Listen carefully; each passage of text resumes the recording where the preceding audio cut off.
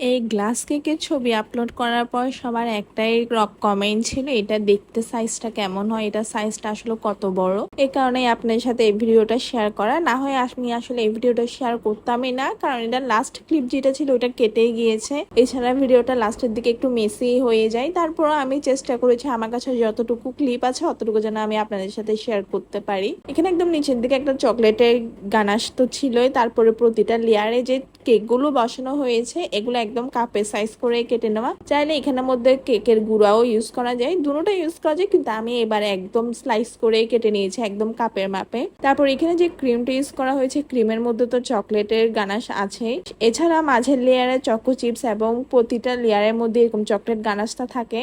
এই কারণে আসলে সবকিছু মিলাই এই কেকের প্রাইসটা ধরা হয়েছে। একসময় যে জার কেকটা পাওয়া যেত সেই কেকের মাঝখানে কিন্তু এত কিছু ইউজ করা হতো না, ওইটা আসলে আমার পেজে চলে না, যার কারণে গিয়ে আমি ওটা আর পেজেও রাখি নাই। এটাই নতুন ভেরিয়েন্ট করে এনেছি। আপনারা যারা এই কেকটা নিয়েছেন তারা কিন্তু এটার টেস্ট অবশ্যই জানেন এটার টেস্ট কেমন।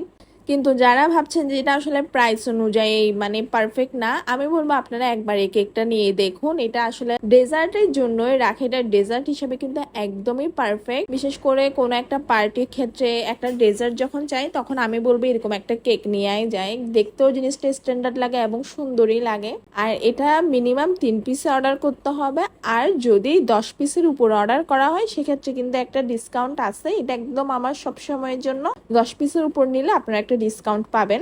অনেকে একটা কমেন্ট করেন যে আসলে 50 জন বা 100 জনের জন্য কত পাউন্ড কেক নেওয়া যায়। সেক্ষেত্রে কিন্তু আপনার কেকের পাউন্ডটা অনেক বেশি নিতে হয়। 50-100 জনের জন্য কখনোই 4 পাউন্ড বা 5 পাউন্ড কেকে হয় না। তো আপনারা চাইলে এটাও করতে পারেন যে একটা 3-4 পাউন্ড কেক নিয়ে এরকম কিছু ডেজার্ট কাপ কেক গুলো রাখতে পারেন।